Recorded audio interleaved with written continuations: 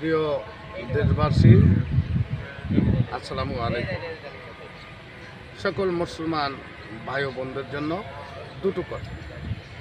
সে কথাগুলি আজকের এরকম শিশু জন্ম নিয়ে আসে মায়ের কোলে, এরপরে যুবক, শেষে হয় বৃদ্ধ। এই তিনটা কাল মানুষের জীবনে, তার মানব জীবনের তিনটা কাল তিন রকমই কাটে। তাই আমাদের সকলেরই জেনে রাখা উচিত, জন্ম নিলেই তার মৃত্যু হবে। তাই আমার মৃত্যুর দুয়ার পরিষ্কার রাখার জন্য যেই কাজগুলি করা উচিত সেই কাজ আমাদের বেছে নিয়ে করা উচিত।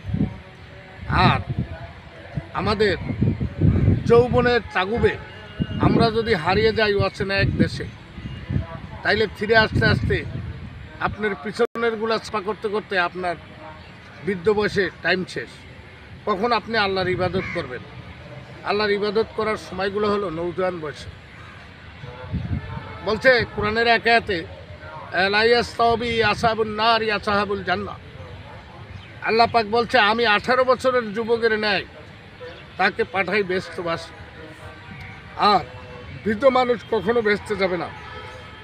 তাই দাড়ি পাকা লোকের ইবাদত কবুল হয় না। আবার কোনো জায়গায় বলছে দাড়ি পাকা লোক নিয়ে হাত উঠাইলে আল্লাহ পাক খুশি হয় এবং তার উসিলায় কবুল করে।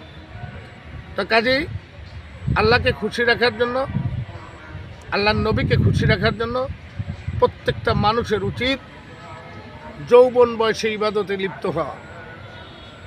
তাই আমি বলতে চাই, থাকিতে কুরসের জীবন সুরাস পয়দা হবে না, মন্তর আপন ঘরে আছে খোদা, আছে মোহাম্মদ রাসূল, খুঁজে দেখিস তোর ভিতরে রয়েছে বৃক্ষের মূল।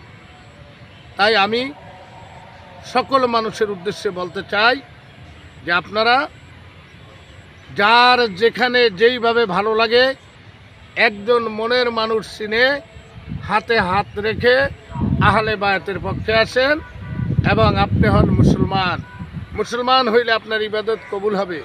যতক্ষণ পর্যন্ত আত্মসমর্পণ না হবেন, যত ধরনের ইবাদত করেন উহা কোনো কাজেই লাগিবে না।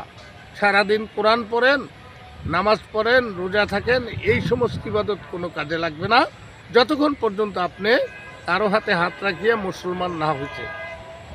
এই কথাটুকু জানাই দিলাম। দেশ ও দেশের বাইরে যারা আমার এই কথাগুলো শুনবেন, ভালো লাগলে লাইক দিবেন, শেয়ার দিবেন। আর এর ভিতরে কোনো ভুল ত্রুটি থাকলে আমাকে কমেন্টে লিখে জানাই যাবেন। এই বলে এখানে রাখছি। আল্লাহ হাফেজ।